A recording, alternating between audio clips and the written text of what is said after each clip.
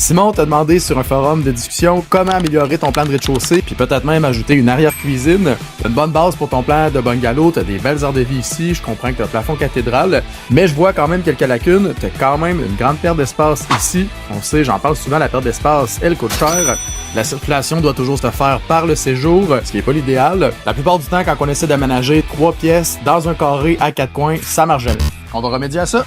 En passant, je t'invite à liker la page si tu veux plus d'astuces d'aménagement pour tes espaces. Premièrement, je te propose d'agrandir ton mur ici. En déplaçant ta cuisine vers le bas, on est capable d'intégrer ton arrière-cuisine juste ici. Ça a l'air de rien, mais ça double presque le rangement de ta cuisine. En déplaçant ton mur ici, on est capable de prévoir un mur un peu plus épais, ce qui permet d'encastrer comme faut ton frigidaire. Autrement, les frigidaires excèdent toujours de 6 à 8 pouces quand on la cote sur les mêmes murs que les cabinets. Je déplace ta salle à manger en avant. Ça te permet de positionner ton séjour à l'arrière un petit peu plus intime. À l'échelle, ce que ça donne en comparant avec ton ancien plan, on peut remarquer que premièrement, ton hall d'entrée est un peu plus défini et plus intime. On s'est servi de la perte d'espace qui était ici pour descendre ta cuisine puis positionner ton arrière-cuisine au fond.